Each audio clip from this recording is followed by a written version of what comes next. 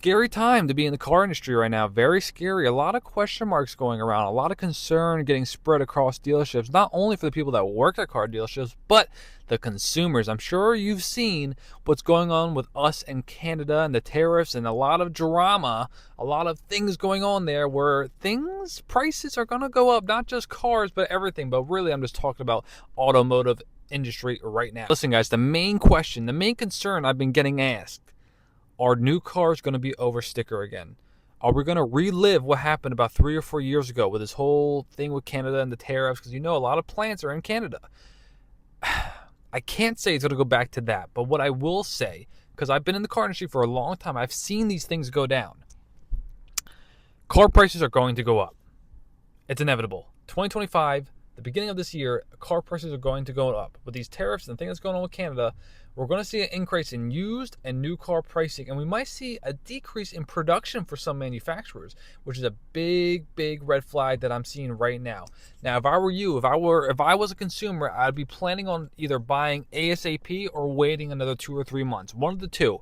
If you're on the fence about buying, you might just want to pull that trigger right now, because I'm telling you right now, prices are going up. It's very unfortunate that this is going down. For me, being in the car industry, I hate seeing things like this, because not only does it hurt the consumer, but it's also hurting the employees and the salespeople within these dealerships when things like this go down and there's a lot of question marks, and then people get scared to buy. When you're scared to buy, dealerships suffer. Now, like I said, there will be some type of increase in car pricing, at least initially, till all this stuff is ironed out between our president and Canada and stuff like that.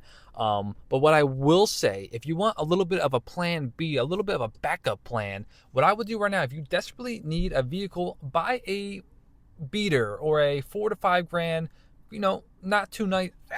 Just find an older, beat-up car that you could buy cash and weather the storm. That's what I would do personally if I was in this type of situation. Or if you really want to buy something new, do it right now before things really start fluctuating. Because, again, this is all new.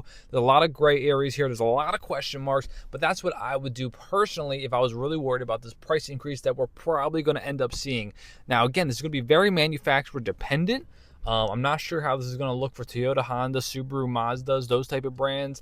GM, I'm not sure what this is really going to look like here, guys. So again, if you had to buy something, either do it now or just buy kind of like a beater car and just weather the storm, all right? You have some options. This won't be nearly as bad as what we had to go through 3 or 4 years ago. Trust me. Believe it or not, there is some good news that's coming from this. Your trade-ins will be worth a little bit more. Now, if you bought your car during what, you probably owe more than what it's worth. Unfortunately, you probably have some negative equity situation going on. Now, if car pricing does go up, that means your car will be worth a little bit more depending on what the market's looking like. So you might be able to take advantage of that and get rid of that car that you paid too much for and get a little bit more than what it's really worth and kind of break even and get into a new situation. But again, then you would have to buy a car that's, you're kind of just repeating the cycles. That's why I would recommend the plan B and buying kind of like a crappy-ish car just for now. Just for now. It's okay to drive something that's not super pretty. People need to start understanding that it's okay to drive beater. One last thing before I end the video here, guys. I just want to mention it. You're going to see prices go up. You're going to see used cars go up. You're going to see potentially interest rates go up. Maybe. Don't take out your anger on the dealership. It's not their fault.